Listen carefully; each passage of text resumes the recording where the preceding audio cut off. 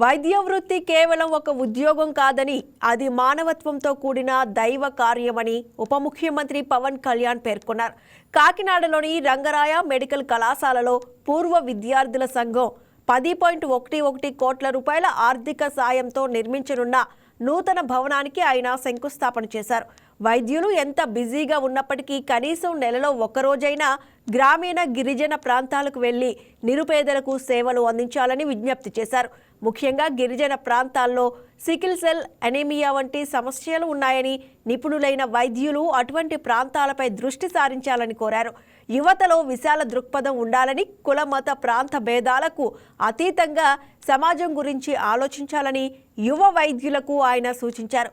కొందరు ఇరుకు మనస్తత్వంతో వ్యవహరిస్తున్నారని, అది అభివృద్ధికి ఆటంకమని పేర్కొన్నారు. కష్టాలు వచ్చినప్పుడు, ప్రాణాల మీదకి ఒక ఆపద వచ్చినప్పుడు, మన కుటుంబ సభ్యులు కానీ మనం కానీ రక్షింపబడ్డప్పుడు అప్పుడు డాక్టర్లలో మనకి దేవుడు కనిపిస్తాడు. అందుకేనేమో వైద్యో నారాయణ హరి అంటారు.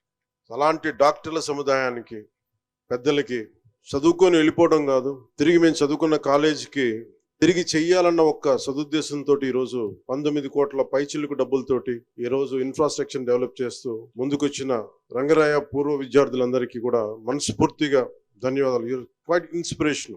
చాలా మంది పెద్దలు, బాగా సీనియర్స్, వాళ్ళు ఎప్పుడు చెప్పేది ఏంటంటే ఒక్కసారి రంగరాయన్ అయితే ఎప్పటికీ రంగరాయన్, అది ప్రూవ్ చేశారు ఈ రోజున.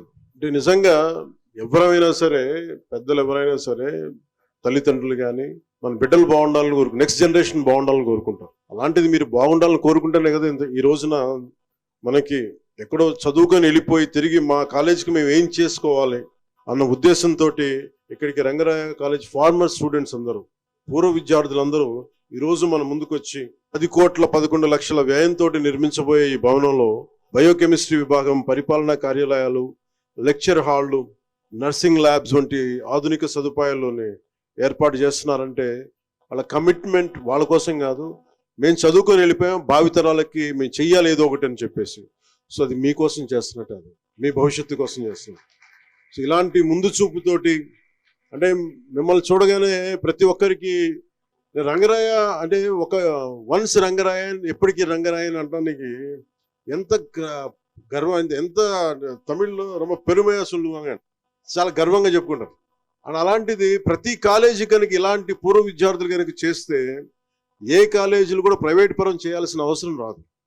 అలా అంటే నిజంగా రంగరాయ కాలేజ్ మెడికల్ అంటే కామినేని గారు సీనియర్ మనకి శాసనసభ సభ్యులు, ఏ సమస్య వచ్చినా సరే అండగా నిలబడే వ్యక్తులు. ఆయన కూడా ఈ వయసులో కూర్చొని ఆయనకి ఏమి నాకు అవసరం లేదు అనుకోకుండా అందరిలాగే వచ్చి కూర్చొని పాపం ఆయన ముందంతా బయట ఉండి పర్యవేక్షణ చేసి ఈరోజు ఉంటున్నారంటే వాళ్ళ కాలేజీ మీద అంత అపారమైన ప్రేమ వాళ్ళకి.